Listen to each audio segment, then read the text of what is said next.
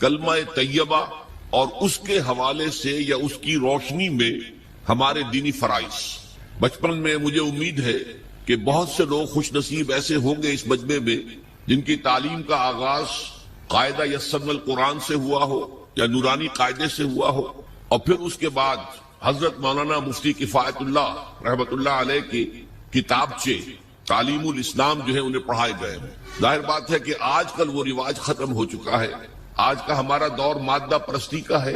ہماری تعلیم میں بھی آپ کو معلوم ہے کہ کنڈر گارڈن جو ہے اس سے بات شروع ہوتی ہے، اور ممی اور پاپا یہ الفاظ جو ہیں وہ بچوں کو سکھائے جاتے ہیں. اللہ اور اس کے رسول کا نام عام طور پر نہیں پڑھایا جا رہا. لیکن یاد ہوگا آپ کو کہ اس سلسلے میں سب سے پہلے ایمان مفصل، ایمان مجمل یاد کرائے جاتے تھے. ایمان کیا کیا ہے، پھر 6 کلمے پڑھائے جاتے. یہ 6 کلمے یوں سمجھیے کہ اسلام کی تعلیمات کا لب لباب اور خلاصہ ہے. ان میں سے پہلے 2 کلمے کیا ہیں جو اہم ترین ہیں؟ کلمہ طیبہ لا الہ الا اللہ محمد رسول اللہ صلی اللہ علیہ وسلم. یہ مختصر ترین کلمہ ہے، اسے ہم کلمہ طیبہ کہتے ہیں. اور یہ سمجھیے کہ ہمارے دین کی جڑ اور بنیاد اور اساس ہے. دوسرا کلمہ اسی میں لفظ شہادت کا اضافہ ہو کر اشہد ان لا الہ الا اللہ واشہد ان محمد رسول اللہ صلی اللہ علیہ وسلم. یہ کلمہ شہادت جو ہے یہ اسلام میں داخلے کا شاہدرہ ہے. شاہدرہ، در کہتے دروازے کو، شاہدرہ بہت بڑا دروازہ. جو لوگ دلی سے واقف ہیں انہیں یاد ہوگا، معلوم ہوگا کہ دلی جو ہے وہ جمنا ندی یا جمنا دریا کے مغرب میں واقع ہے، اور مشرق سے جو بھی آتا ہے یو پی سے اس کو پہلے ایک قصبے سے گزرنا پڑتا ہے، جس کے بعد پل آتا ہے جمنا کا، اور اس قصبے کا نام ہے شاہدرہ. اسی طرح کا شاہدرہ ایک لاہور میں ہے. لاہور جو ہے وہ راوی کے جنوب مشرقی کنارے پر ہے، آباد ہے شہر. اب جو بھی پشاور سے، سرحد سے، اسلام آباد سے، پورے پنجاب سے لوگ آتے ہیں تو انہیں لاہور میں داخل ہونے کے لیے دریائے راوی کراس کرنا ہوتا ہے. لہذا وہاں بھی ایک قصبہ ہے جس کا نام شاہدرہ ہے. شاہدرہ یہ بڑا در ہے کہ جس سے داخل ہو کر آپ دلی میں یا لاہور میں داخل ہوں گے. اسی طرح میں نے عرض کیا کہ اسلام میں داخلے کے لیے شاہدرہ جو ہے وہ ہے اشہد ان لا الہ الا اللہ واشہد ان محمد رسول اللہ صلی اللہ علیہ وسلم. آج میں انہی 2 کے حوالے سے آپ کے سامنے کچھ باتیں رکھ رہا ہوں. باتیں بالکل بنیادی ہیں اور میں سمجھتا ہوں کہ آپ کے ذہنوں کے اندر موجود ہیں.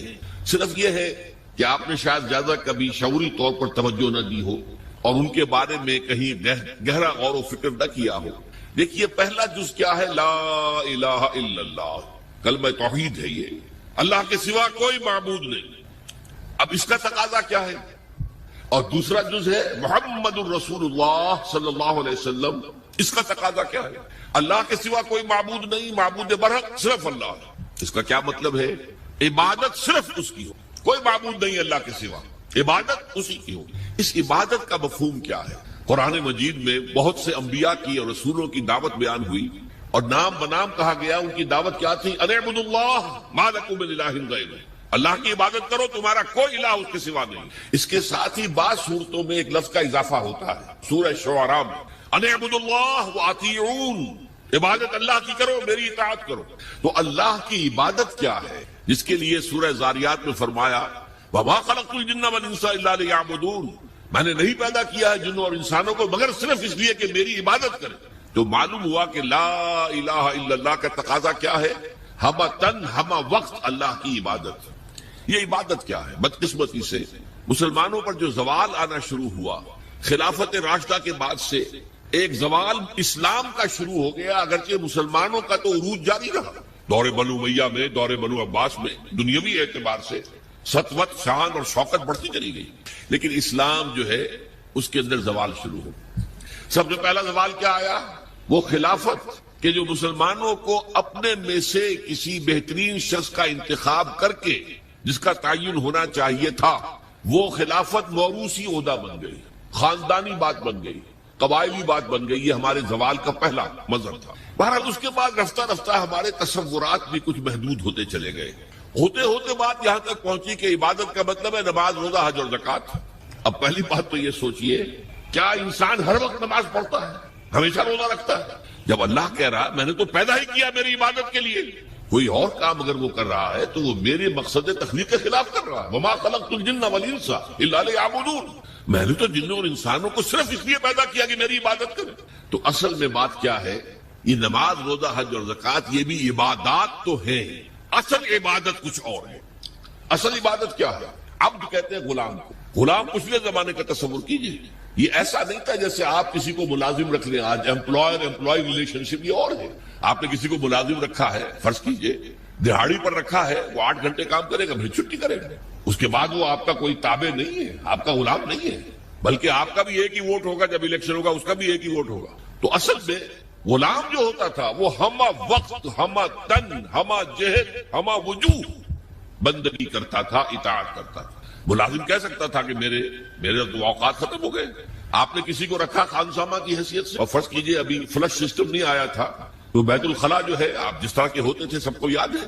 کسی دن بھنگر نہیں آئی، آپ کہیں اس سے خانسامہ سے کہ ذرا جاؤ بیت الخلا صاف کراؤ، وہ صاف کہے گا صاحب میں آپ کا، میں تو خانسامہ ہوں، میں آپ کو کھانا پکا کر دینے کا پابند ہوں، میں یہ آپ کا بیت الخلا صاف کرنے کا تو پابند نہیں ہوں. کہے گا کہ نہیں کہے گا؟ لیکن غلام نہیں کہہ سکتا. غلام تو ملکیت ہے، وہ 24 گھنٹے کا مطیع ہے، جو کام کہا جائے کرنے پر مجبور، انکار نہیں کر سکتا. اور آپ کو معلوم ایک اور بات ہونی چاہیے کہ غلام تو خود مملوک ہوتا ہے، اس کی ملکیت کوئی نہیں ہوتی. آقا نے کوئی اگر کوٹھڑی دے دی ہے کہ تم رات کو اس میں سو جایا کرو تو کیا وہ اس کوٹھڑی کا مالک ہو گئے؟ آقا نے کوئی چارپائی دے دی ہے اس پر سویا کرو تو کیا چارپائی کا مالک ہو گئے؟ نہیں، قتل نہیں، خود مملوک ہے. اور پچھلے زمانے میں غلاموں کا معاملہ کیا تھا؟ آقا جب چاہے ذبح کر دے، قتل کر دے، کوئی مقدمہ نہیں بنے گا، نہ 302 کا نہ 304 کا. کیوں؟ جیسے آپ کی بکری آپ کی ملکیت تھی، آپ نے ذبح کیا، گوشت کھا لیا، کوئی پوچھ سکتا آپ سے؟ میری بکری تھی بھائی، میں نے ذبح کیا. Who are you to ask me؟ اسی طرح غلام میری ملکیت ہے، میں نے قتل کر دیا، میں نے اپنا نقصان کیا ہے نا. میں اس غلام کو فروخت کرتا تو کچھ پیسے مل جاتے مجھے، لیکن اختیار میرا ہے، میں نے اسے قتل کر دیا. اس معنی میں اللہ کا غلام بن جانا، اللہ کا بندہ بن جانا. یہ بندہ جو ہے یہ فارسی کا لفظ ہے، عبد عربی کا لفظ. عبد سے عبادت بنا، بندے سے بندگی بنا. چنانچہ شیخ سعدی کا شعر ہے مشہور، جو مسجدوں میں پہلے لکھا جایا کرتا تھا. آج کل تو ہمارا نئی قسم کی مسجدوں کے ڈیزائن بنتے ہیں نا. پچھلے زمانے میں کیا ہوتا تھا؟ اس در کے اوپر چوکٹا بنا ہوا ہے، روز محشر کے جانگ اداس بود، اولی پرسش نماز بود. وہ قیامت کا دن جو بہت سخت ہے، پہلا حساب نماز کا ہوگا. اور یہ شعر میں لکھا ہوتا تھا، زندگی آمد برائے بندگی، زندگی بے بندگی شرمندگی. یہ زندگی ہمیں ملی ہی بندگی کے لیے ہے. وما خلقت الجن والانس الا لیعبدون. تو اگر ہم بندگی نہیں کرتے اللہ کی تو شرمندگی ہی شرمندگی ہے. گویا کہ ہم اپنے مقصد تخلیق کو تو پورا نہیں کر رہے. آپ نے قلم بنایا تھا لکھنے کے لیے، لکھتا نہیں ہے تو اٹھا کے پھینک دیں گے، آپ اس کو کوڑے میں ڈالیں گے. لہذا انسان کی تخلیق اور جنوں کی تخلیق بندگی کے لیے ہوئی. زندگی آمد برائے بندگی، زندگی بے بندگی شرمندگی. یہ ہمہ وقت، ہمہ تن، ہمہ وجوہ، ہمہ جہد اللہ کی اطاعت، یہ ہے عبادت. اس عبادت کے لیے عبادات ہمیں دی گئی ہے. جیسے یہ اگر کھڑا ہوا ہے شامیانہ تو آپ نے دیکھا یہ جو بانس کھڑے ہوئے ہیں، یہ عبادت جو ہے اس کی چھت سمجھ لیجئے 4 ستونوں پر کھڑی ہے. نماز، روزہ، حج، زکات. نماز کس لیے؟ تاکہ 5 مرتبہ تازہ کر لو اللہ سے عہد بندگی، ایاک نعبد و ایاک نستعین. کہیں بھول مت جانا، صبح ہوئی ہے پہلے اپنا اللہ سے بندگی کا عہد تازہ کر لو، پھر دکان پر جانا، پھر دفتر میں جانا، اور پھر دوپہر میں پھر نکلو، پھر تازہ کرو. وہ آپ کا لنچ آور ہوگا لیکن اس میں اللہ کو پہلے یاد کرو. پھر جب بہت زیادہ ایکٹیویٹی کا ٹائم ہوتا ہے شام کا، پھر یاد کرو اللہ کو عصر کے وقت، پھر مغرب کے وقت، پھر رات کو عشاء. 5 دفعہ یاد کرو اقم الصلاۃ عن ذکری، کہ تمہیں یہ بات یاد رہے کہ ہم اللہ کے بندے ہیں اور ہمارا کام بندگی ہے. ہمہ تن، ہمہ وجوہ، ہمہ وقت، اللہ کی عبادت. روزہ کیوں دیا؟ تاکہ نفس کے اندر جو شیطنت ہے، ان النفس لامارۃ بالسوء، اس نفس کو کنٹرول کرنے کی عادت ہو. بھوک برداشت کرو، کسی وقت کھانے کو حلال چیز نہیں مل رہی تو بھوک برداشت کرو، فوراً کسی حرام شے کے اندر منہ نہ مار دو. تمہارے اندر عادت ہونی چاہیے. پیاس شدید لگی ہوئی ہے تو اگر کوئی صحیح مشروب نہیں ہے تو ایسا نہ کرو کہ کیا کریں ہم یہاں پر تو سوائے جو شراب کا کچھ ملتا ہی نہیں تو لوگ شراب ہی پیتے ہیں. اس کے لیے مشق کرانے کے لیے 30 دن صبح سے شام تک جائز مشروب بھی نہ پیو، جائز کھانا بھی نہ کھاؤ، تاکہ تمہارے اندر صلاحیت پیدا ہو جائے کہ باقی 11 مہینوں میں ناجائز سے تو بچو. یہ ہے عبادت کے ساتھ ان عبادات کا تعلق. ایک بڑی ہمارے اندر جو ہے نفس کی خواہش، دولت پرستی، اس کو نکالنے کے لیے صدقہ، خیرات، انفاق خرچ کرو خرچ کرو خرچ کرو، تاکہ یہ مال کی محبت دل میں سے کھرچی جائے۔ اور یہ تینوں حکمتیں جمع کرنی ہے حج کے اندر۔ حج میں احرام کے اندر پابندیاں ہوتی ہیں، وہ روزے کے مشابہ ہیں، بڑی رقم خرچ ہوتی ہے، یہ زکوٰۃ و صدقات کے مشابہ ہو گئی۔ اس میں تلبیہ ہوتا ہے، لبیک اللہم لبیک لبیک لا شریک لک لبیک ان الحمد والنعمت لک والملک لا شریک لک، یہ اللہ کا ذکر ہو رہا ہے۔ تو ذکر اور انفاق اور نفس کو کنٹرول کرنا، یہ تینوں چیزیں جمع کر دی حج میں، وہ جامع عبادات، جامع العبادات۔ لیکن ان عبادتوں کے اوپر چھت آئے گی اسلام کی پوری، ہمہ جہد ہمہ وقت اللہ کی بندگی، اللہ کی اطاعت۔ یہ جو عبادت ہے، ایک بات اور نوٹ کر لیجئے، یہ عبادت جو ہے زبردستی بھی دنیا میں کرائی جاتی رہی۔ مثلا بنی اسرائیل پر فرعون مسلط تھا، اپنے احکام منواتا تھا کہ نہیں؟ ہم پر انگریز حاکم تھا، اپنا قانون نافذ کرتا تھا کہ نہیں؟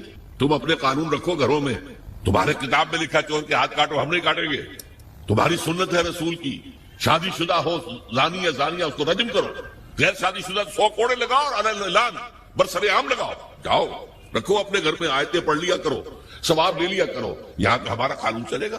اور ہم اطاعت کرتے تھے کہ نہیں؟ یہ اطاعت جو ہے یہ فورس تھی، زبردستی کی تھی، جبر کے ساتھ تھی، اس کو عبادت نہیں کہیں گے۔ عبادت وہ اطاعت ہے اللہ کی اور اس کے رسول کی جو اپنی دلی آمادگی سے کی جائے، اللہ اور اس کے رسول کی محبت میں سرشار ہو کر کی جائے۔ یہ ڈائمنشن جو ہے عبادت کی کہ محبت اس کا جزو لازم، اللہ لا ایمان لمن لا محبت لہ، دیکھو جس کے اندر محبت نہیں ہے اللہ کے اس کے رسول کی، اس کا کوئی ایمان نہیں۔ اللہ کا عشق، اللہ کے رسول کا عشق، اس سے سرشار ہو کر اللہ کی اطاعت، اللہ کے رسول کی اطاعت پوری زندگی میں، یہ عبادت ہے۔ اور اس میں نوٹ کیجئے، اس عبادت میں اللہ کی اطاعت بھی ہے، رسول کی اطاعت بھی۔ نماز آپ پڑھتے ہیں کیسے پڑھتے ہیں؟ جیسے رسول نے سکھائی صلی اللہ علیہ وسلم، سلو کما رہے تو مونی اسدی، نماز ایسے پڑھو جیسے مجھے دیکھتے ہو کہ میں پڑھتا ہوں۔ صحابہ نے حضور کو دیکھا، تابعین نے صحابہ کو دیکھا، تابعین نے تابعین کو دیکھا، یہ نسل بعد نسل۔ تو نظام جو بنتا ہے عبادت کا، اس میں اللہ کی اطاعت بھی ہے اور اللہ کے رسول کی اطاعت، اطیعوا اللہ و اطیعوا الرسول، بار بار قرآن میں آتا ہے، بار بار آتا ہے۔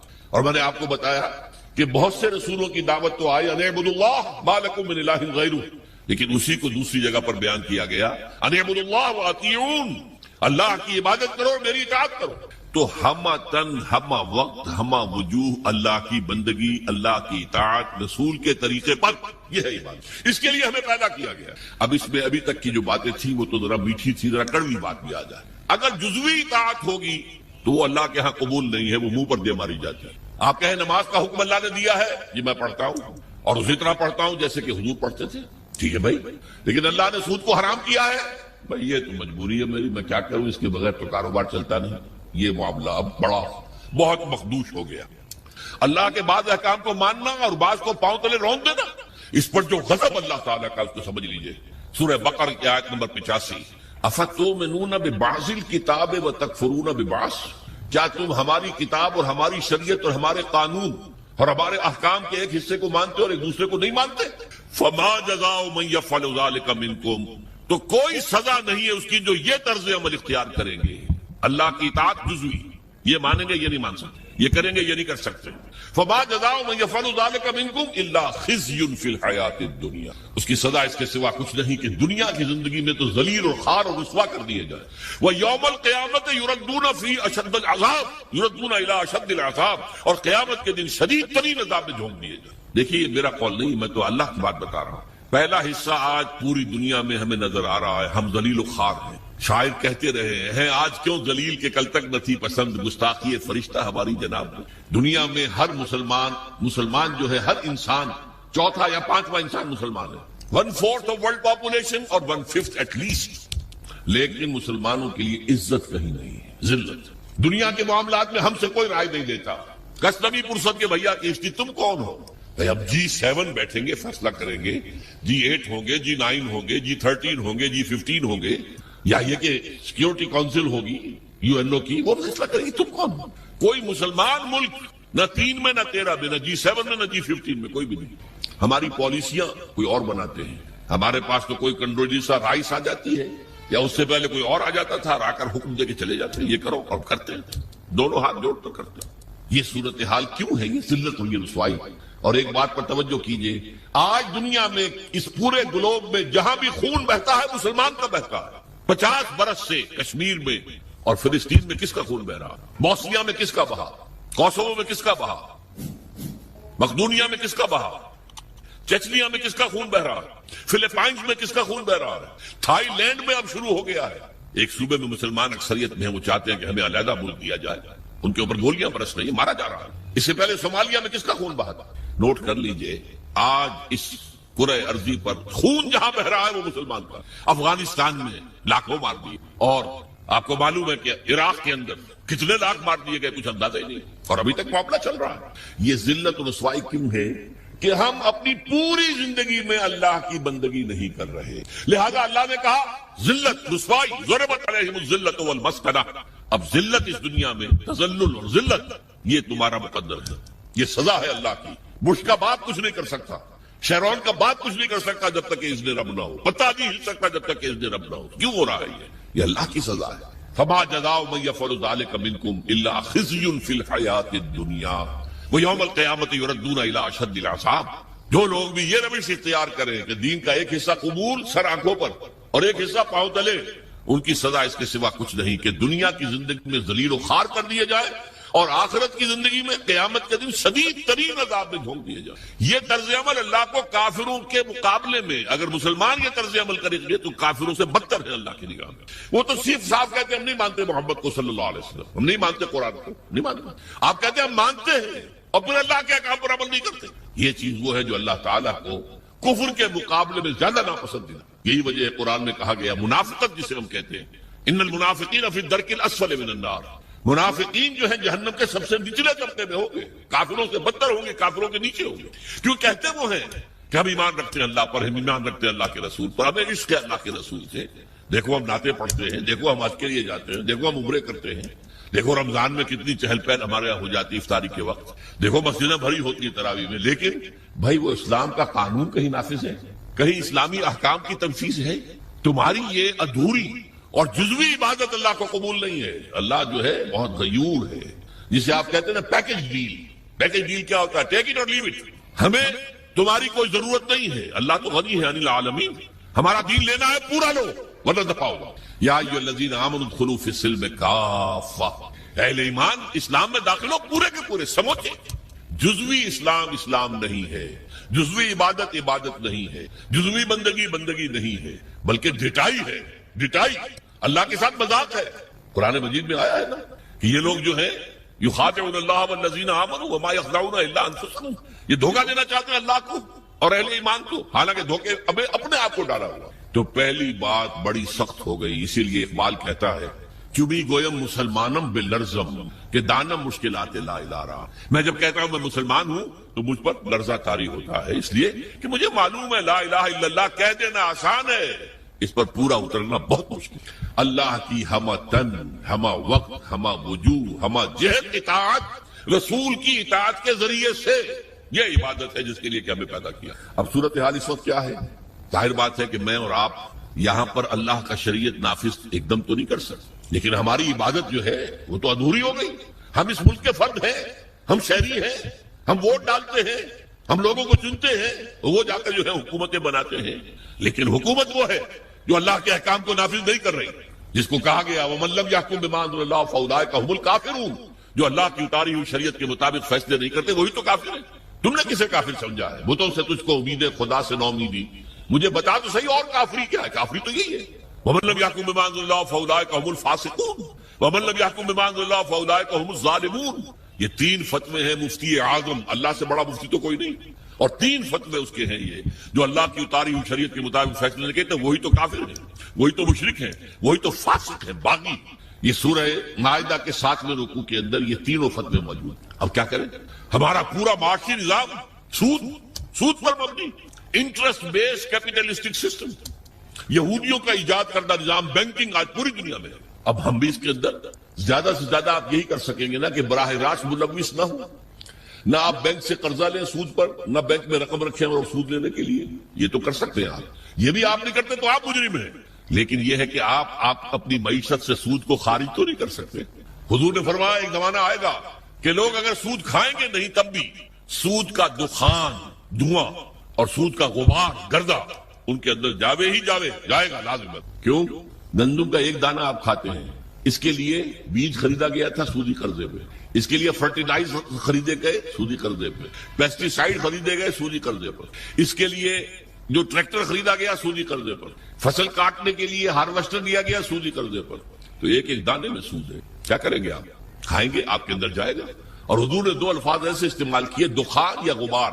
کبھی کبھی آپ کو معلوم ہے کہ فضا میں ایک گردہ سا چھا جاتا ہے پوری فضا میں. اب آپ کیا کریں گے؟ سانس لینا بند کر دیں گے؟ سانس لیں گے تو مریں گے، بند کر دیں گے تو مریں گے. لہذا وہ گردہ آپ کے اندر، آپ کے پھیپھڑوں میں جائے گا، لامحال، آپ کو اختیار تو کوئی نہیں. اور دھواں، کہیں آپ کے گھر کے اندر آگ لگ گئی ہے، کسی ہوٹل میں آپ ہیں وہاں آگ لگ گئی ہے، دھواں ہے. کیا کریں گے آپ؟ سانس لینا بند کر دیں گے؟ سانس تو لیں گے جینے کے لیے، دھواں اندر جائے گا کہ نہیں؟ تو براہ راست کوئی شخص سود کھائے نہ کھائے، اس کا غبار یا اس کا دخان، اس کا دھواں لازماً اس کے اندر جائے گا. تو اب کیا کریں؟ جب تک پورے دین کو قائم نہ کیا جائے اس وقت تک ہماری بندگی جزوی بندگی ہے، ہماری عبادت جزوی عبادت. اس گناہ کا کیا کفارہ ہے؟ دیکھیے پچھلے زمانے میں، آج کل تو کنویں ہیں نہیں، کنویں میں کوئی بلی گر گئی، کوئی کتا گر گیا، اب اس کی لاش نکالتے تھے، اور ساتھ ہی کتنے ڈول پانی نکالیں گے تب یہ پاک ہوگا. حق نہیں. میرے اندر اگر گناہ جا رہا ہے، دھواں جا رہا ہے سود کا، میں سانس لے رہا ہوں اس فضا میں جس میں اللہ کا دین قائم نہیں ہے، تو میرے اندر گناہ جا رہا ہے، گناہ جا رہا ہے، گناہ جا رہا ہے. اس کا کفارہ کیا ہوگا؟ اس کو صفائی کیسے کریں گے؟ تن من دھن لگا دو اللہ کے دین کو قائم کرنے کے لیے. ابھی یہ عزیزم نوید صاحب جو کہہ رہے تھے بار بار اقامت دین، اقامت دین، کیا مطلب ہے اقامت دین کا؟ دین کو قائم کرنا، پورا دین. جیسے آپ کہتے ہیں ایک ہے نماز پڑھنا، ایک ہے نماز قائم کرنا. زمین و آسمان کا فرق ہے نا. اقیم الصلاۃ، اقیم الصلاۃ، اقیم الصلاۃ. یہ قیام جو ہے نماز کا نظام کا، اس کے لیے مسجدیں تعمیر ہوتی ہیں، اس کے لیے امام اور خطیب رکھے جاتے ہیں، وہاں پر بر وقت جماعت ہوتی ہے، ایک امام کے پیچھے کھڑے ہو کر ہم نمازیں پڑھتے ہیں. یہ نماز کا نظام ہے. اسی طریقے سے دین کا نظام، اقیم الدین، دین کو قائم کرو. اور اسی کو کہا وَيَكُونَ الدِّينُ كُلُّهُ لِلَّهِ، دین پورا کا پورا اللہ کا ہو جائے. فوجداری قوانین بھی اسی کے ہوں، دیوانی قوانین بھی اسی کے ہوں، وراثت کا قانون بھی اسی کا ہو، سود کو جڑ سے نکال کے پھینکا جائے، بیع و شرع کی جو حرام شکلیں ہیں ان کو ختم کیا جائے، جوئے کا خاتمہ کیا جائے، بے پردگی بے حیائی کا خاتمہ کیا جائے. یہ سارا کام اگر آپ کریں تو اس میں جو تن لگے گا، جو من لگے گا، جو آپ کا دھن لگے گا، جو آپ کا وقت لگے گا، یہ کفارہ ہے کہ جزوی بندگی کی وجہ سے جو گناہ ہو رہا ہے اس کا کفارہ ہو جائے گا. اگر آپ یہ نہیں کرتے تو اس کا مطلب یہ کہ آپ بھی اسی نظام کے حامی ہیں. رحمۃ اللہ علیہ، جن کے مفردات القرآن نہایت اہم کتاب ہے، فہم قرآن میں بہت ممد، بہت معاون، اور اب اچھا ہے کہ اس کا اردو ترجمہ بھی شائع ہو چکا ہے، تو جو عربی سے استفادہ نہ کر سکے وہ اردو سے استفادہ کر سکتے کہ ہر شے کا جو مادہ ہے اس کے اصل معنی کیا ہے، اصل مفہوم کیا ہے. عربی زبان میں وہ مادہ جو ہے، وہ روٹ جو ہے، وہ 3 لیٹرڈ روٹ سے حرفی مادہ جو ہے، وہ اصل میں کس مفہوم کے لیے استعمال ہوتا ہے.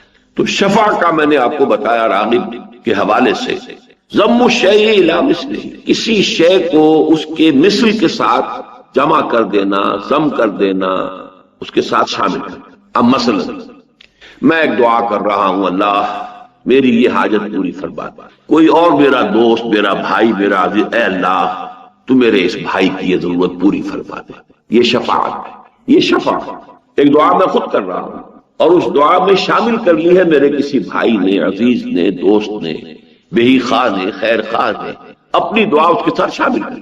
یہ شفاعت، اس شفاعت سے تو ہم خوب واقف ہیں، اچھی طرح جانتے ہیں، اس کا کوئی منکر نہیں ہے. البتہ یہ کہ ایسی ہستیوں کی شفاعت کہ جو ہمارے سامنے اس طریقے سے مادی طور پر موجود نہیں ہے، عالم غیب میں ہے، غیب کا پردہ حائل ہو چکا ہے. وہ ارواح ہے اولیاء اللہ کی جو عالم غیب میں ہے، اب ملائکہ ہیں جو عالم غیب میں ہے، پھر وہ ارواح جو ہیں انبیاء کی ہیں، صلحاء کی ہیں، اتقیاء کی ہیں، اولیاء اللہ کی ہیں، ملائکہ ہیں، یہ تمام ہیں. ان سے اس طرح کا کوئی معاملہ جو ہے وہ ذرا مختلف ہو جائے گا. لیکن جو چیز میں نے آپ سے عرض کی مثال کے طور پر، شفاعت کا سب سے سادہ تصور کہ آپ ایک دعا کر رہے ہیں، آپ ایک استدعا کر رہے ہیں اللہ سے، اور کوئی اور بھی آپ کی اس دعا میں آپ کا ساتھ دے رہا ہے، آپ کے لیے گویا کہ اسی بات کا سوال اللہ سے کر رہا ہے کہ جس بات کا سوال آپ کر رہے ہیں. تو یہ شفاعت ہے لفظی اعتبار سے.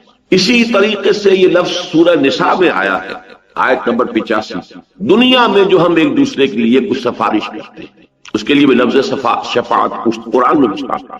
آپ کا کوئی بھائی ہے، اس کا کوئی مسئلہ ہے کسی جگہ پر، کوئی ضرورت جو ہے اس کی کوئی شخص پوری کر سکتا ہے، آپ اس کے ساتھ جاتے ہیں اور گویا کہ ایک طریقے سے اسے اطمینان دلاتے ہیں کہ یہ شخص جو ہے یہ قابل اعتماد شخص ہے، یہ جو بات کہہ رہا ہے میرے علم کی حد تک اس کے اوپر آپ اعتبار کر سکتے ہیں، اعتماد کر سکتے ہیں۔ یہ چیز بھی شفاعت ہو گئی اس دنیا کے اندر، گویا کہ آپ نے کسی کی ضرورت میں اپنے علم کی بنا پر یا اپنی کسی وجاہت کی بنیاد پر کہ جو آپ کو کسی کے ساتھ حاصل تھی، کوئی شخص ہے جو آپ کی قدر کرتا ہے، آپ کی عزت کرتا ہے، اس کی نگاہوں میں آپ ایک معتمد علیہ انسان ہے، ایک آپ معتبر انسان ہے، آپ جو بات کہہ رہے ہیں اس کے اوپر وہ اعتبار کر سکتا ہے، تو آپ اپنی ان صلاحیتوں کو، یا یہ کہ کوئی شخص آپ سے محبت کرتا ہے اور اس کی بنا پر یہ ہے کہ وہ آپ کی بات ایک حد تک، جائز حد تک ہو تو وہ ٹالے گا نہیں، تو یہ ایک شفاعت ہے کہ جو دنیا میں بھی سفارش کے معنی میں جب ہم استعمال کرتے ہیں تو قرآن مجید میں ہمیں ایک اصول بتایا گیا، من یشفع شفاعتا حسنتا یکن لہ نصیب منہا ومن یشفع شفاعتا سیئتا یکن لہ کفل منہا۔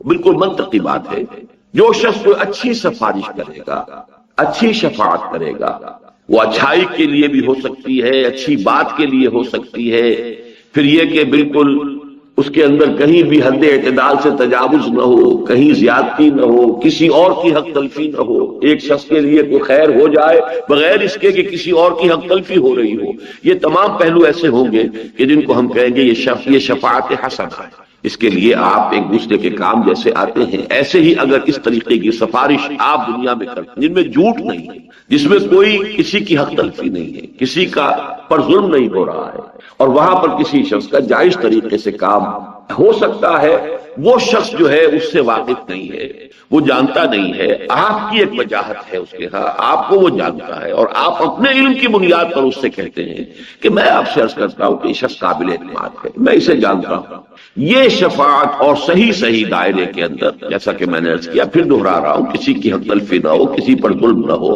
بات بالکل صحیح ہو، تو یہ شفاعت حسنہ ہے جس کی گویا کہ ایک طرح سے تاکید کی جا رہی ہے، ترغیب دلائی جا رہی ہے۔ من یشفع شفاعتا حسنہ یکن لہ نصیب منہا، جس نے کوئی اچھی شفاعت کی، اچھی سفارش کی، اسے خود بھی اس میں سے حصہ مل جائے، یعنی اس کو ایک نیکی ملے گی، اللہ تعالیٰ اس کے اس عمل کو پسند فرمائے گا، اللہ تعالیٰ اس کے اس عمل کا اسے اجر و ثواب عطا کرے گا۔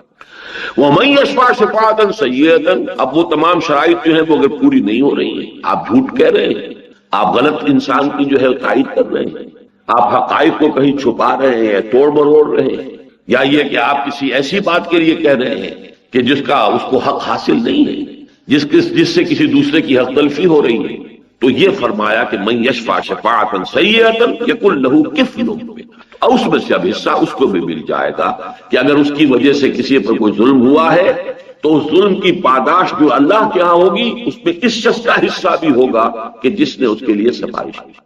تو یہ تو لفظ شفاعت اور شفاعت کے دو معنی کے جو مستعمل ہیں، عام ہیں، واضح ہیں، منطقی ہیں، جن میں کوئی اشکال نہیں، جن میں کوئی دقت نہیں، لیکن یہ کہ اب سمجھیے وہ شفاعت کہ جو تمام گمراہیوں کی جڑ ہے، یہ میں پچھلی مرتبہ عرض کر چکا ہوں، شرک کی اصل بنیاد شفاعت باطلہ کا تصور، غلط شفاعت کا غلط تصور۔ میں عرض کر چکا ہوں کہ دنیا میں دیکھیے ایک تو ہے معاملہ الحاد، خدا کا انکار، کوری مادہ پرستی، میٹیریلزم، جو بھی آپ کہیں، میں اس وقت اس سے گفتگو نہیں کر رہا۔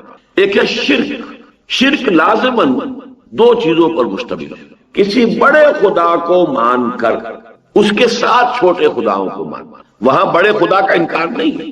میں نے مثالیں بھی دی تھی، یاد ہوگا، اور بارہا یہ میرے دروس میں باتیں آ چکی ہیں۔ مشرق سے مغرب تک چلے جائیے، آپ کو ہر جگہ یہ تصور شرک کا ملے گا۔ مہادیو ایک، مہادیو وہ تو ایک ہی ہو سکتا ہے، ایک ہی ہے۔ دیویاں اور دیوتا بے شمار، کوئی آگ کی دیوی ہے اور کوئی پانی کا جل دیوتا ہے اور اگنی دیوی ہے، اور کوئی لکشمی بائی ہے، لکشمی دیوی ہے، وہ دولت کی ہے، وہ گنتے جائیے، وہ بے شمار۔ بالکل ویسٹ میں چلے جائیے، بڑے جی سے لکھا جائے گا گاڈ، تو وہ ایک ہی ہے، کیپٹل۔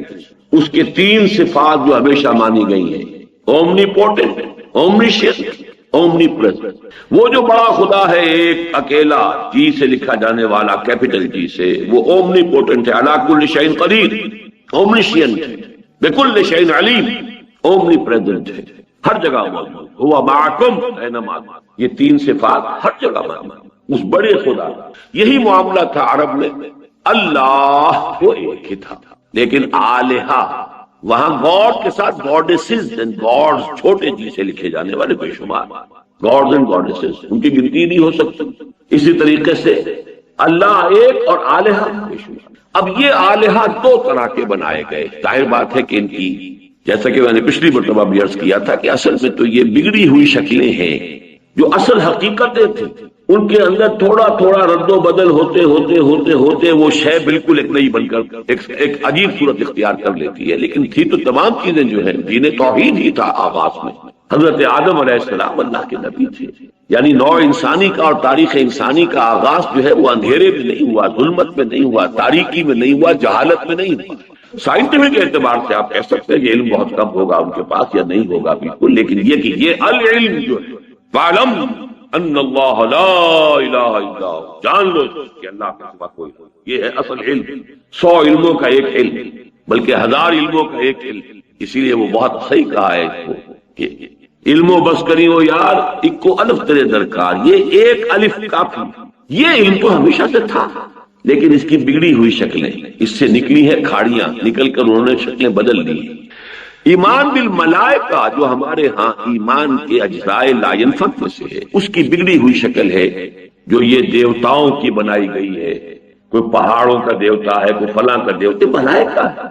یہ وسیع اور اس کائنات جس کا کہ ابھی تک ہمیں کچھ پتہ نہیں ہے، اس کے سائز کا کوئی تصور آج بھی نہیں ہے انسان کو، قطعاً پتہ نہیں کہاں شروع ہوتی ہے کہاں ختم ہوتی ہے۔ اس کائنات میں ایک حکومت ہے باضابطہ، اس کی ایک بیوروکریسی کہہ لیجئے، اس کے کارندے ہیں، ان کے سول سرونٹس ہیں، وہ ملائکہ ہیں، اللہ کے احکام کی تنفیذ کر رہے ہیں۔ بس قرآن نے جو واضح کیا، جو حقیقت واضح رہنی چاہیے وہ یہ کہ انہیں اختیار کوئی نہیں، یفعلون ما یؤمرون، جو حکم ملتا ہے ان میں کوئی اختیار نہیں۔ اگر ذرا سا بھی یہاں سے پاؤں پھسلا، ان کے لیے بھی کسی درجے میں اختیار کا تصور آ گیا، اب وہ گویا کہ نائبین بن گئے اللہ۔ اور نائب جو ہے ظاہر بات ہے کہ اسے کچھ نہ کچھ اختیار دیا جاتا ہے، تو جب اختیار دیا جاتا ہے تو اس اختیار کے اعتبار سے اس کے ہاتھ میں آپ کا کچھ نہ کچھ خیر و شر تو آ گیا نا۔ اب اس خیر و شر کے لیے کچھ ڈنڈوت اس کی بھی کی جائے، کچھ اظہار تعظیم ان کے سامنے بھی ہو، کوئی اظہار نیاز کیا جائے، اظہار نیاز مندی، اظہار تعظیم۔ یہاں سے بگڑتی ہوئی وہ شکل جو ہے ایمان بالملائکہ، اس نے در حقیقت صورت اختیار کر لی ان دیوتاؤں اور دیویوں۔ ایک شکل تو یہ تھی، اسی کی نفی کی ہے جیسا کہ ہم پڑھ چکے ہیں پہلے۔ میں نے عرض کیا تھا کہ سورۃ الاخلاص کے تقریباً ہم وزن ہے آخری آیت سورہ بنی اسرائیل کی، وَقُلِ الْحَمْدُ لِلَّهِ الَّذِي لَمْ يَتَّخِذْ وَلَدًا وَلَمْ يَكُن لَّهُ شَرِيكٌ فِي الْمُلْكِ، اس کا کوئی ساجی نہیں ہے حکومت میں اور اختیار میں، کوئی ساجی۔ یہ پوری بادشاہی تنہا اسی کے ہاتھ۔ لِمَنِ الْمُلْكُ الْيَوْمَ لِلَّهِ الْوَاحِدِ الْقَهَّارِ، یہ حقیقت جو قیامت میں بالکل واضح ہو جائے گی، آج ذرا چھپی ہوئی ہے، نگاہوں سے اوجھل ہے۔ آج اسے سمجھنے کے لیے اور اس پر اپنے دل کو قائم رکھنے کے لیے کچھ محنت کی ضرورت ہے۔ قیامت کے دن یہ اولیا حقیقت سامنے ہو آئے گی، لمن الملک اليوم للہ الواحد القہار۔ کس کے لیے بادشاہ؟ صرف اس اللہ کے لیے جو اکیلا ہے، تنہا ہے، قہار ہے، چھایا ہوا ہے، قاہر ہے، اس کے قبضہ قدرت سے کوئی شے باہر نہیں۔ تو اللہ کے ساتھ کوئی ملک میں ساتھی نہیں، لم یکن لہ شریک فی الملک۔ اچھا، دوسرا تصور جو پیدا ہوا وہ اس اعتبار سے پیدا ہوا کہ انسان نے اللہ کو بھی کچھ نہ کچھ اپنے اوپر قیاس کیا، اور یہ انسان کی مجبوری ہے۔ آخر اس کی سوچ، اس کی قوت متخیلہ، چاہے ہم کہیں کہ اس قوت متخیلہ جو ہے اس کے لیے تو کوئی انتہا نہیں، کوئی لیمٹس نہیں، تخیل کو آدمی جہاں چاہے لے جائے۔ فکر انسان پر تیری ہستی سے یہ روشن ہوا ہے، پرے مرغ تخیل کی رسائی تا کجا۔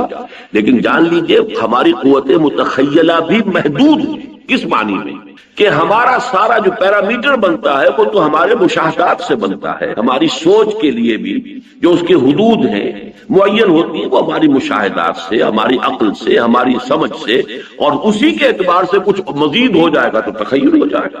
تو انسان نے خدا کے بارے میں بھی جب بھی غور کیا تو کچھ اپنے اوپر قیاس کیا، جس کو بڑی خوبصورتی سے اقبال نے واضح کیا ہے۔ مکالمہ، ایک بت تراش ہے، وہ بت اس نے بنایا ہے، لیکن بنایا کیا ہے؟ وہ بت تراش ہے۔ اس نے اپنے 2 ہاتھ دیکھے تھے، اس بت کے اندر بھی 2 ہاتھ بنا دیے۔ وہ خدا بنا رہا ہے، دیوتا بنا رہا ہے، لیکن کیا بنائے گا؟ اپنے دو ہاتھ دیکھے تھے، دو ہاتھ اس کے بنا دیے، اپنی دو آنکھیں تھی اس کی بھی دو آنکھیں بنا دی، ذرا موٹی موٹی بنا دی ہوں گی، بڑی بنا دی ہوں گی۔ چلیے کسی کی جو ہے وہ ہندوؤں میں سے کسی نے اس کی ناک جو ہے وہ بڑی بنائی تو وہ اس کو ہاتھی کے سونڈ کے مطابق بنا دیا، ایسا بھی تم کا خدا ہے۔ گنیش جی کی جو ناک ہے وہ ہاتھی کے سونڈ کے بعد، لیکن آدمی جائے گا کہاں؟ One cannot outgrow his skin. انسان اپنے تخیلات میں بھی، تصورات میں بھی، اپنے مشاہدات سے باہر کہاں جائے گا؟ تو وہ بت یہ کہہ رہا ہے کہ تو نے مجھے خدا بنانا چاہا تھا، لیکن تو نے بنایا کیا ہے؟ مرا بر صورت خیش آفریدی، تو نے مجھے اپنی شکل پر ڈال دیا، جو اپنے آپ کے اندر دیکھا وہ میرے اندر بنا دیا۔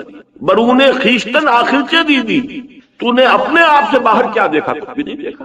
اسی طریقے سے انسان نے خدا کو بھی تصور کیا کہ جیسے ایک انسان کو اولاد سے محبت ہوتی ہے، بیٹا محبوب ہے، اچھا بیٹا کسی اور اعتبار سے محبوب ہوتا ہے، بیٹی کی محبوبیت کسی اور اعتبار سے، بیٹی کمزور ہے، جن سے ضعیف ہے، لیکن یہ کہ اس پر واقعتاً یہ ہے کہ شفقت زیادہ ہو، بیٹے پر یہ زیادہ ہوتا ہے کہ اس کی وجہ سے میرا نام چلے گا، میرا خاندان ہے، اس کا تسلسل ہے، میرا نام باقی رہے گا، بڑھاپے میں یہ میرا سہارا بنے گا، وغیرہ وغیرہ۔ اس اعتبار سے جو اہمیت ہے وہ بیٹے کی، لیکن یہ ہے کہ محبت اور شفقت جذباتی نہیں۔ بیٹی کوئی بات کہے تو بڑا مشکل ہوتا ہے ٹالنا، اور اسی اعتبار سے واقعہ یہ ہے کہ میں بسا اوقات بمشکل اپنے آنسو روکتا ہوں اس واقعے کو بیان کرتے ہوئے کہ جب حضور کے سامنے حضرت فاطمہ آئی، جن کے بارے میں حضور فرماتے ہیں فاطمہ تو بِضْعَۃٌ مِنِّی، میرا جگر کا ٹکڑا ہے، اور انہوں نے آ کر اب تصور کیجئے آپ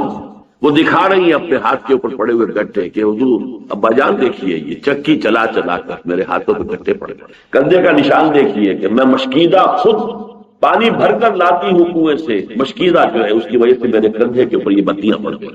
تو اب تو عام مسلمانوں کے ہاں بھی بڑی سہولت ہو گئی ہے، فراوانی ہے، اب وہ تنگ دستی اور اسرت کا دور ختم ہو گیا، تو ابا جان مجھے بھی کوئی کنیز، کوئی غلام عطا فرما دیجئے تاکہ میری بھی یہ مشکل آسان۔ کیا بیتی ہوگی حضور کے قلب پر، تصور کیجیے۔ کہا کیا ہے؟ نہیں بیٹی یہ چیزیں ہمارے لیے نہیں، میں تمہیں اس سے بہتر چیز دے رہا ہوں۔ ہر نماز کے بعد وہ تسبیح فاطمہ جو مشہور ہے، جب بھی کبھی آپ یہ تسبیح فاطمہ کیا کریں تو اس واقعے کو یاد کر لیا کیجیے کہ تسبیح فاطمہ کا شان نزول کیا، یہ کب عطا کی ہے حضور نے صلی اللہ علیہ وسلم اپنے جگر گوشے کو، جب یہ درخواست دے کر حضرت فاطمہ حاضر ہوئی رضی اللہ عنہ۔ نہیں بیٹا یہ چیزیں ہمارے لیے نہیں ہیں، یہ اوروں کے لیے، ہمارے لیے تو جو چیزیں بہتر میں تمہیں وہ دے رہا ہوں۔ نماز کے بعد 33 مرتبہ سبحان اللہ، 33 مرتبہ الحمدللہ، 33 یا 34 مرتبہ اللہ اکبر کہہ لیا کرو۔ روایات میں تھوڑا سا فرق ہے، ورنہ یہ کہ 100ویں تعداد پوری ہوتی ہے ایک اور طویل کلمے سے، لیکن یہ کہ بہرحال یہ تسبیح فاطمہ جو عطا کی گئی ہے اس وقت، تو یہ جو بیٹی کا ایک خاص معاملہ ہوتا ہے اس کو ذہن میں رکھیے۔ تو عربوں نے اللہ کی بیٹیاں قرار دے دیا فرشتوں کو، وہی فرشتے جنہیں نائبین سلطنت قرار دیا ایسٹ اور ویسٹ میں، انہی کو خدا کی بیٹیاں قرار دے دیا عربوں۔ اب یہ لاڈلی بیٹیاں سفارش کریں گی تو اللہ نہیں ٹال سکتا، یہ ہے۔ اسی طریقے سے اللہ کے کچھ دوست بھی تو ہیں، اولیاء ہیں، آخر وہ دوستی جو ہے وہ بھی تو کوئی بنیاد ہے، دوست سفارش کرے گا تو دوست کیسے ٹالتے؟ یہ دوسرا تصور تھا کہ جس کے تحت سفارش کا تصور جو ہے اس مذہب کے پورے ڈھانچے کے اندر، اس کے پورے سانچے کے اندر داخل ہوا۔ توحید ہی سے یہ شاخیں نکلی ہیں، جیسا کہ میں آپ کو بتا چکا ہوں کہ تلبیہ بھی کون سا تھا؟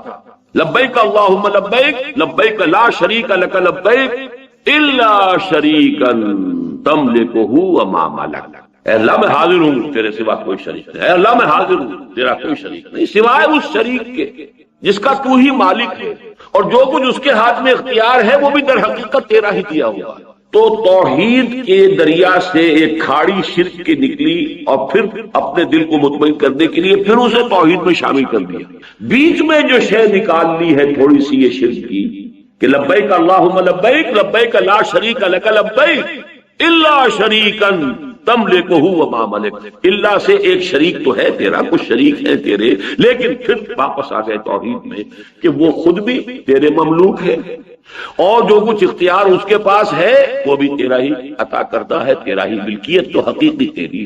تو گویا کہ توحید سے شروع ہو کر پھر توحید پر بیچ میں وہ جو ایک خم نکال لیا ہے، ایک کجی نکال لی ہے، ایک ٹیڑھ پیدا کر لی ہے، جیسے کہ آیت الکرسی کے بعد آتا ہے کہ لا اکراہ فی الدین قد تبین الرشد من الغی، وہ غی جو آتی ہے بس وہ ہے کہ جس نے سارا فساد دنیا میں پھیلا، اور نتیجہ کیا ہوتا ہے؟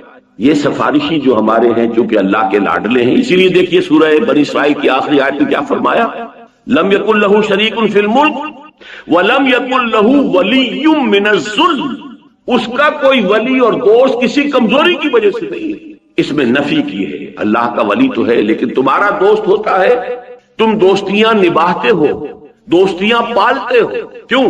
کہ کسی وقت پر کام آئے گا، اور جب میرے وقت پر کام آئے گا، میری کسی مشکل میں وہ میرا ساتھ دے گا، تو آج اس کی بات میں کیسے ٹالتا؟ یہ ہے وہ پورا کا پورا فلسفہ جو ہم اپنے اوپر قیاس کریں تو ہمارے معمولات میں شامل ہے۔ کسی وقت ہوتا ہے کہ دوست ایک بات کہہ رہا ہے، آپ کا ایک دوست ہے، آپ کا ایک جگری جو ہے، کوئی رفیق ہے، وہ آپ سے بات کہہ رہا ہے، آپ یہ بھی سمجھ رہے ہیں کہ بات صحیح نہیں ہے، یہ کام مجھے نہیں کرنا چاہیے، یہ غلط، لیکن اب اس کا دباؤ ہے اس لیے کہ وہ آپ کا دوست ہے، آپ کا محبوب ہے، اور زیادہ تجزیہ کیجئے تو نیچے جا کر بات کیا آئے گی تہ کے اندر، کہ اگر آج وہ مجھ سے کوئی کام کرا رہا ہے تو پھر کبھی میں بھی تو اس سے کام کرا سکتا ہوں، یا یہ کہ میں نے بھی تو کبھی اس سے کوئی کام کرایا تھا، آج مجبوراً میں اس کی بات ماننے پر مجبور ہوں۔ یہ سارے تصورات ہیں کہ جو آگے چل کر کیا ہوتا ہے، اسی شفاعت کے تصور سے پہلا قدم تو یہ ہوتا ہے کہ وہ اظہار نیاز جو ہے، نیاز مندی کا اظہار اور تعظیم کا اظہار ہوتے ہوتے مراسم عبودیت میں ڈھل جاتا ہے۔ اب جس کی تعظیم کرنی ہے تو پہلے کبھی تھوڑی سی تعظیم کی، پھر کبھی اور جھک گئے تعظیم کے اندر، پھر اور جھک گئے، پھر سجدے میں چلے گئے، یہی تو تعظیم ہے، اس کے سوا ہے کیا؟ وہ مراسم عبودیت میں آ گئے۔ نمبر دو، ایک اور آخری شکل اس کی کیا ہے؟ ہوتے ہوتے یہ سورہ انعام میں بڑی تفصیل سے یہ چیزیں آئی ہیں کہ ہوتے ہوتے یہ ہوتا ہے کہ اللہ کا حق جو ہے، اللہ تو برائے بیت رہ جاتا ہے صرف علامت کے طور پر۔ کیوں؟ دیکھیے جو سب سے اوپر بیٹھا ہوا ہے وہ ہے تو صحیح، اختیار اسی کا ہے، صدر مملکت ہے پاکستان کے، اصل اختیارات ان کے پاس ہے، وزیر اعظم ہے، اس کے پاس اختیارات ہیں، لیکن اس دیہاتی کو تو پتا ہے کہ میرا معاملہ تو اس پٹواری کے ہاتھ میں ہے، اس کا قلم ادھر سے ادھر ہو جائے تو میرے لیے مصیبت بھی آ سکتی ہے اور میری مشکل حل بھی ہو سکتی ہے، اصل تو ہاتھ اس کے ہاتھ میں ہے۔ تو وہ تو کسی کو کیا معلوم ڈی سی صاحب کس بلا کا نام ہے، عام پٹواری، عام جو دیہاتی کیا جانتا ڈی سی کیا ہوتا ہے؟ پٹواری جو ہے وہ جو سر پر بیٹھا ہوا ہے، جس نے کہ وہ ساری لکھنی ہے، جو بھی فصل کے بارے میں رپورٹ ہے وہ ساری اس کے پاس، لہذا وہ تو صرف رہ جاتے ذہن میں کہ ہاں اوپر ہے کوئی، سارا کا سارا معاملہ پھر وہ نچلے ان خداؤں سے، چھوٹے خداؤں سے، دیویوں سے، دیوتاؤں سے، آلہہ سے، گاڈ سے، گاڈسز سے، ہوتے ہوتے عبادت جس کی کہ بڑی ایک لطیف انداز میں قرآن مجید میں ایک تنبیہ کی گئی ہے کہ یہ لوگ کیا کرتے تھے عرب والے، فصل کی یہ کوئی فصل ہے، فصل میں سے کچھ حصہ معین کر دیا، یہ اللہ کے لیے ہم خیرات کریں گے، اللہ کے نام پر، اللہ کے لیے، اور یہ تھوڑا سا حصہ جو ہے یہ ہمارے فلاں معبودوں کے لیے، فلاں معبود کے لیے کچھ نہ کچھ تو کو بھی دینا ہے، کیا اتنا بڑا غلہ ہے، اس میں سے اتنے جانور تو ہم نے اللہ کے نام پہ چھوڑ دیے، ٹھیک ہے یہ اللہ کے لیے ہے، لیکن یہ کچھ تھوڑے بہت جو ہیں یہ فلاں معبود کے لیے، فلاں کے لیے۔ اب فرض کیجئے آ گیا قحط، تو اللہ کے حصے میں تو ہاتھ ڈال لیں گے، وہ چھوٹے معبود کے حصے کو نہیں چھیڑ سکتے، اس لیے کہ اس کا تو وہ جس کو پنجابی میں کہتے ہیں کہ رب نیڑے کے سن، وہ تو ان کا مکہ تو قریب ہے، وہ اللہ تو دور ہے، بلکہ یہاں تک کہ پھر جو اللہ کا حق ہے وہ تو ان کو مل جائے گا، ان کے حق میں شامل ہو جائے گا، لیکن جو ان کا حق ہے وہ اللہ کے حق میں شامل نہیں۔ یہ ساری جو ہے آخری جو اس بیماری کی جو تیسری سٹیج ہے اس سب کا تذکرہ سورہ نام کے اندر موجود ہے۔ یہ سفارش نے اصل میں دنیا میں عقائد اور مذاہب کی دنیا میں جو تدریجاً توحید کی جڑ کاٹ کفر اور شرک کی شکل اختیار کر دی، اس کی نفی کے لیے قرآن مجید میں اب آپ دیکھتے ہیں کہ شدت کے ساتھ شفاعت کا انکار۔ لیکن اس سے بھی پہلے میں ایک اور بات واضح کروں گا، قرآن مجید کو آپ پڑھیے تو زور ہے عمل پر۔ میں اس وقت صرف 3 آیتیں سورہ نجم کی پڑھوں گا۔ لیس للانسان الا ما سعى وان سعيه سوف يرى ثم يجزاه الجزاء الاوفى، نہیں ہے انسان کے لیے مگر صرف وہ جس کے لیے اس نے خود محنت کی، ہاں اس کی محنت اس کے سامنے کر دی جائے گی، وہ دیکھ لے گا، دکھا دی جائے گی، جیسے کہ فرمایا فمن يعمل مثقال ذرة خيرا يره ومن يعمل مثقال ذرة شرا۔ معلوم ہوا کہ سارا دار و مدار جو ہے انسان کا، کامیابی کا، فوز و فلاح کا، وہ تو انسان کے عمل پر ہے، محنت پر ہے، مشقت پر ہے، جد و جہد پر ہے۔ لیس للانسان الا ما سعى، یہ تو ہے قرآن مجید کی جو مین تعلیم آپ کہیں گے، 90% کو اگر آپ دیکھیں گے تو وہ یہی ہے، لیس للانسان الا ما سعى وَنَسَعْيَهُ سَوْفَ يُرَىٰ۔ لیکن اس کے ساتھ ہی آپ کو قرآن مجید میں بھی یہ بات بھی معلوم ہو جائے گی کہ کسی نیکی کی توفیق بھی انسان کو از خود حاصل نہیں ہوتی جب تک اللہ کی توفیق۔ معلوم ہوا کہ اس میں لیس للانسان الا ما سعى، وہ جو ایک یوں سمجھیے کہ ایک اصول موضوع ہے، اصل وہی ہے، جڑ وہی ہے، بنیاد وہی ہے، لیکن وما تشاءون الا ان یشاء اللہ، تمہارے اندر یہ ارادہ کا پیدا ہونا، تمہارے اندر اس جذبے کا ابھرنا، تمہارے اندر خیر کا داعیہ بیدار ہونا، تمہارے اندر اچھے جذبات کا نشو و نما پانا، یہ بھی تو اللہ کی توفیق سے۔ نمبر 2، حضور کی حدیث اب آپ کو سنا رہا ہوں، کوئی شخص جنت میں محض اپنے عمل پر نہیں جا سکے گا۔ اور یہ ایسا کیٹیگوریکل سٹیٹمنٹ تھا کہ میں یہ کہا کرتا ہوں، آپ نے بارہا سنا ہوگا میری زبان سے، کہ بڑی ہمت اور جرت سے کام لیا کسی صحابی نے جو حضور سے پوچھ لیا کہ کیا حضور آپ بھی؟ کوئی انسان جنت میں محض اپنے بل سے اپنے عمل کی بنیاد پر داخل نہیں ہو سکتا۔ حضور کیا آپ بھی؟ فرمایا ہاں میں بھی، الا ان یتغمدنی ربی برحمتہ، جب تک میرا رب اپنی رحمت سے مجھے ڈھانپ نہ دے، اپنی رحمت کے سائے میں نہ لے، میں بھی جنت میں داخل ہوں۔ اب ان دو انتہاؤں کو آپ نے دیکھ لیا، اس کا نتیجہ میں بعد میں نکالوں گا، نتیجہ کیا نکلتا ہے، لیکن میں اسی کے حوالے سے شفاعت کا مسئلہ حل کرتا ہوں۔ قرآن مجید ایک طرف تو ان آیات کو آپ دیکھیے، اپنے ذہن میں رکھیے کہ جس میں کیٹیگوریکل ڈینائل ہے، ایبسولوٹ کیٹیگوریکل ڈینائل، کوئی شفاعت قیامت میں قرآن مجید میں آیا۔ چنانچہ کفار و مشرکین کی بات تو چھوڑ دیجئے، وہ تو بار بار قرآن میں آیا ہے، بار بار آیا ہے۔ ان کا جو تصور تھا شفاعت باطلہ کا تھا، اس کی نفی تو کی گئی ہے ہر جگہ پر۔ اب میں یہاں مسلمانوں سے جو بات کہی گئی ہے وہ بتا رہا ہوں۔ ایک سابقہ امت مسلمہ، یہ الفاظ جو ہیں یہ میں نے ہی عام کیے ہیں کہ سابقہ امت مسلمہ بھی ایک تھی اور ابھی تک موجود ہے ان ایگزائل، جیسے کہیں کا کوئی بادشاہ ہو اور وہ کہیں جلا وطن ہوا ہو، لیکن موجود تو ہے سابقہ امت مسلمہ یہود۔ اور بعض اعتبارات سے آپ اپنے آپ سے اگر تقابل کریں گے تو ان کا پلڑا بہت بھاری ملے گا۔ وہ جو غالب نے کہا تھا کہ ریختہ کہ ایک تم ہی استاد نہیں ہو غالب، سنتے ہیں اگلے زمانے میں کوئی میر بھی تھا، ہم ہی تو نہیں امت مسلمہ، اگلے زمانے میں کوئی اور امت بھی تھی اور وہ بھی موجود ہے آج تک۔ بنی اسرائیل 2000 برس عمر ہوئی اس امت کی، اس لیے کہ بحیثیت امت بنی اسرائیل کے بعد امت محمد صلی اللہ علیہ وسلم 7ویں صدی عیسوی سے شروع ہو رہی ہے امت محمد، اور 1400 قبل مسیح سے شروع ہوئی تھی سابقہ امت مسلمہ امت موسیٰ بنی اسرائیل، پورے 2000۔ اور مزید یہ ویسے یہ کہ قرآن مجید اپنی عظمت کے اعتبار سے تمام کتب سابقہ پر حاوی ہے، زیادہ بھاری ہے، مہیمن علیہ ہے، لیکن تعداد کے اعتبار سے تو ہم 4 کتابوں پر ایمان رکھتے ہیں نا، جن میں سے 3 وہ ہیں جو سابقہ امت کو دی گئی، تورات، زبور، انجیل۔ نمبر 3، 1400 برس، اور اس کو خاص طور پہ اس لیے میں نوٹ کرایا کرتا ہوں کہ 1400 برس آج ہماری عمر ہوئی ہے امت مسلمہ کی، 1400 برس، 15ویں صدی شروع ہوئی ہے ہجری، 17واں سال ہے۔ 1400 برس اس امت کے اس حال میں گزرے کہ ایک لمحہ بھی ایسا نہیں آیا کہ کوئی نبی موجود ہو، ایک کنٹینیوس چین آف انبیاء، کلما ہلاک نبی خلفہ نبی، جب بھی کوئی نبی فوت ہوا اس کا خلیفہ کوئی اور نبی ہو گیا، اس کے بعد میں جانشین نبی، اور شروع بھی 2 سے ہوئے اور اختتام بھی 2 پر ہوا۔ This chain, long chain of prophet, starting with 2، Musa بھی نبی، ہارون بھی نبی، اینڈنگ اگین ود 2، یحییٰ بھی نبی، عیسیٰ بھی، اور درمیان میں یوں سمجھ لیجئے 2 کھوٹے ادھر اور 2 کھوٹے ادھر، بلکہ ایک کھوٹا، ہاں 2 کھوٹے ادھر 2 کھوٹے ادھر، اور پھر ان کے درمیان وہ چین ہے کہ کوئی وقت ایسا نہیں گزرا کہ نبی نہ۔ اس امت کا جو خطاب اس سے براہ راست قرآن میں ہوا ہے وہ 10 رکوع سورہ بقرہ کے اہم ترین ہیں، 5ویں سے شروع ہو کر اور 14ویں کے اختتام پر، بلکہ 15ویں کے شروع۔ ان میں سے بھی ایک حصہ جو ہے، ایک رکوع میں نے 12 آپ کو بتایا کہ وہ تو ہے دعوت کا، اور 9 رکوع ہے ملامت، تم نے یہ کیا، تم نے یہ کیا، تمہاری یہ گمراہی، تمہاری یہ غلطی، تم نے دین میں یہ تحریف کی، تم نے یہ تصورات غلط اختیار کی، وغیرہ۔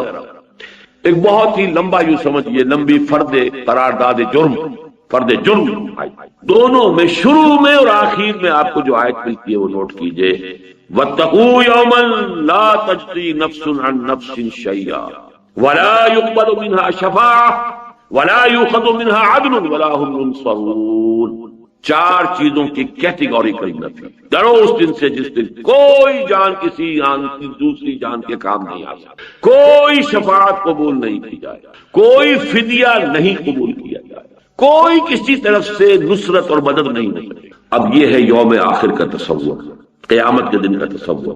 وَاتَّقُوا يَوْمًا لَا تَجْزِي نَفْسٌ عَن نَفْسٍ شَيْئًا وَلَا يُقْبَلُ مِنْهَا شَفَاعَةٌ وَلَا يُؤْخَذُ مِنْهَا عَدْلٌ وَلَا هُمْ يُنصَرُونَ۔ یہ تو ہے آیت نمبر 48، چھٹے رکوع کی آیت نمبر 2، اور آیت نمبر 123 15ویں رکوع کی آیت نمبر 2۔ پھر وہی چار چیزیں، ایک لفظ فرق کا فرق ڈال دیا ادھر سے ادھر، آخر بھی وہی شروع بھی وہی، درمیان کی دو چیزیں جو تھی ان میں سے اس کی پوزیشن صرف بدل دی ہے۔ وَاتَّقُوا يَوْمًا لَا تَجْزِي نَفْسٌ عَن نَفْسٍ شَيْئًا وَلَا يُقْبَلُ مِنْهَا عَدْلٌ، اب یہاں عدل پہلے آ گیا، وَلَا تَنفَعُهَا شَفَاعَةٌ، اور کوئی شفاعت اسے فائدہ نہیں پہنچائے گا، وَلَا هُمْ يُنصَرُونَ، اور نہ ان کی مدد کی۔ بتائیے کہیں کوئی کسر رہ گئی؟ معلوم اپنا عمل ہوگا، لَيْسَ لِلْإِنسَانِ إِلَّا مَا سَعَىٰ وَأَنَّ سَعْيَهُ سَوْفَ يُرَىٰ، یہ اسی کی شرح۔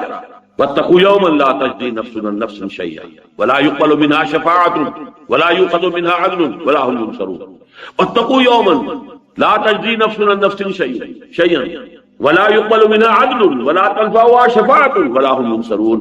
اور اب امت مسلمہ کا دیکھ لیں، موجودہ امت مسلمہ، اسی آیت الکرسی سے پہلی آیت کیا ہے؟ اگلے اتوار کو انشاءاللہ میں اسی کا درس دوں گا۔ وہ پہلی آیت اس آیت الکرسی سے ایک آیت پہلے اور آیت الکرسی سے دو آیتیں بعد میں، اس پر انشاءاللہ ہمارا اگلا درس ہے۔ یا ایھا الذین آمنوا انفقوا مما رزقناکم من قبل ان یاتی یوم لا بیع فیہ ولا خلۃ ولا شفاعۃ والکافرون هم الظالمون۔ اے ایمان کے دعوے دارو، خرچ کر، لگا دو، کھپا دو ان سب چیزوں میں سے جو اللہ نے تمہیں دی، اس سے پہلے کہ وہ دن آ جائے جس دن نہ کوئی لین دین ہوگا، نہ کوئی سفارش اور شفاعت ہوگا، نہ کوئی دوستی کا، والکافرون هم الظالمون، اور کفر کرنے والے ہی ظالم شمار۔ یہ میں نے آپ کو 3 مثالیں دی ہے کیٹیگوریکل ڈینائل کی، کہ کوئی شفاعت، تاکہ ایک دفعہ تو جڑ کٹ جائے، بات جو ہے بنیادی طور پر مستحکم ہو جائے، اس کے بعد اللہ بھی ہے۔ یہ دوسرا اسلوب ہے قرآن مجید کا۔ میں پھر کہاں سے بلڈ کر رہا ہوں اپنا تھیسس، نوٹ کر دیجیے۔ جہاں ایک طرف یہ ہے کہ اپنے ہی عمل سے تمہیں نجات مل سکتی ہے، لیس للانسان الا ما سعى وان سعيه سوف يرى، لیکن ساتھ ہی یہ بھی کہ میں اپنے عمل پر کوئی گھمنڈ نہ ہو جائے، اپنے عمل پر تکیہ اور بھروسہ نہ کر بیٹھنا۔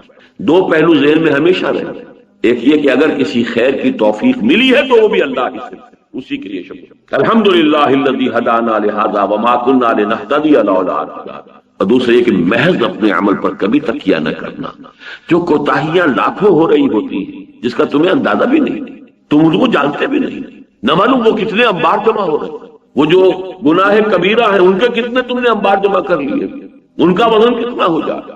لہذا رحمت خداوندی کے بغیر نہ سمجھنا کہ اس میں گاری ہو سکے۔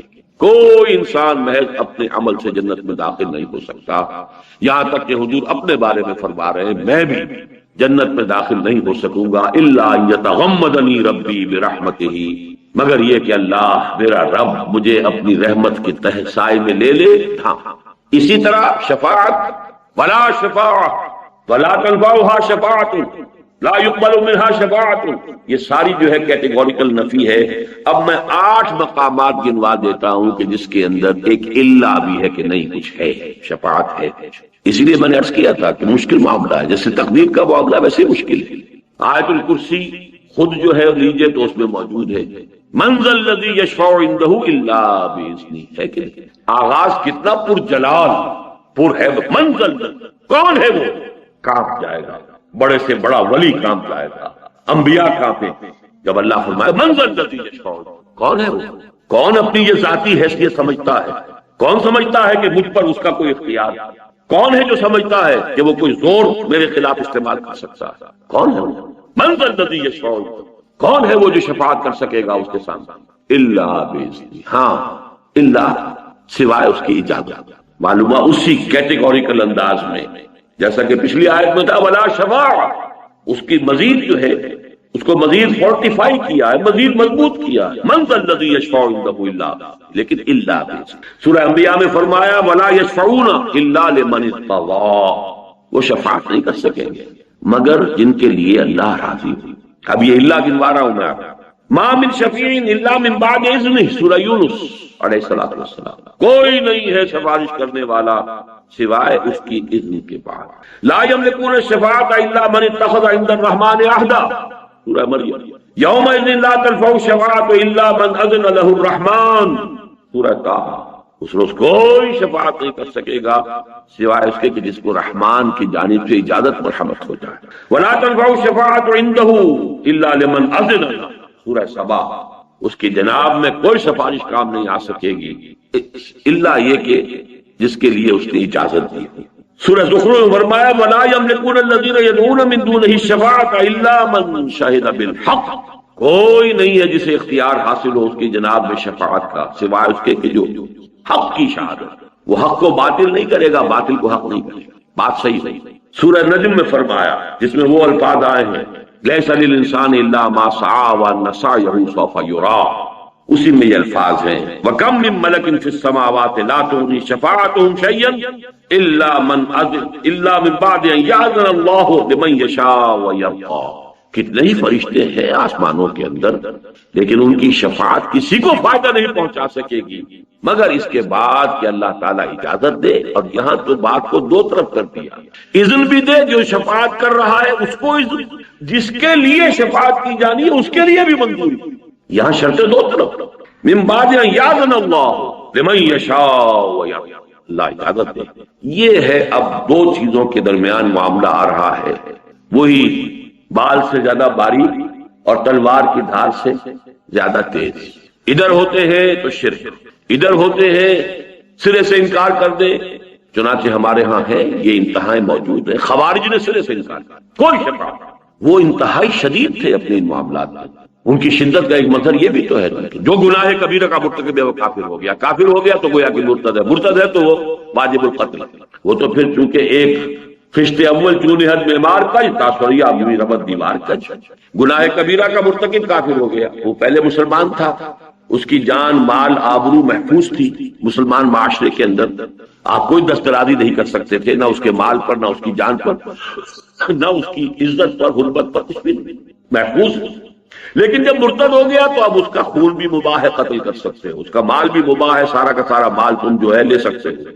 اس کی بیوی بھی وہ بھی حلال ہو گئے تمہارے اوپر، اسے اپنی کنیز بنا سکتے. اور یہ بھی جان لیجئے کہ انتہائی نیک لوگ تھے، بڑے عابد لوگ. ظاہر ہے جن کا معیار یہ ہو کہ جو گناہ کبیرہ کرے وہ مرتد ہے، مرتد واجب القتل ہے، مباح الدم ہے، اس کا مال بھی، اس کی حرمت، اس کی ہر چیز جو ہے آپ کے لیے حلال ہو گئی. وہ اگر ایسے لوگ کہیں رہ رہے ہو تو وہ خود کتنے نیک ہوں. تو نیکی اپنی جگہ پر اور اعتدال اور توازن اپنی جگہ. یہاں میں توازن کی بات کر رہا ہوں، اعتدال کی بات کر رہا ہوں. بال سے زیادہ باریک اور تلوار کی دھار سے زیادہ تیز راستے کی بات کر رہا ہوں. توازن ہی تو اصل شے ہے. خوارج سرے سے منکر ہے کوئی شفاعت، کسی طرح کی شفاعت. لیکن اس سے آگے کا ایک درجہ ہے معتدلہ کا. کچھ ڈھیلے ہیں، بعض شفاعتوں کے وہ قائل ہیں، وہ میں تفصیل سے آپ کو بتاؤں گا. لیکن یہ کہ اکثر و بیشتر ان کا موقف بھی وہی ہے کہ جو عقل کا موقف ہے. عقل کا موقف تو یہی ہوگا جب اللہ نے انسان کو اختیار دیا، اسے دنیا میں دارالامتحان دنیا کو بنا کر اس میں بھیجا. اب وہ اپنے اختیار کو استعمال کرتے ہوئے یا یہ راستہ اختیار کرتا یا یہ راستہ اختیار کرتا، اما شاکرا و اما کفورا. چاہو تو یہ شکر کا راستہ اختیار کرے، چاہے کفران نعمت کا راستہ اختیار کرے. ومن شاء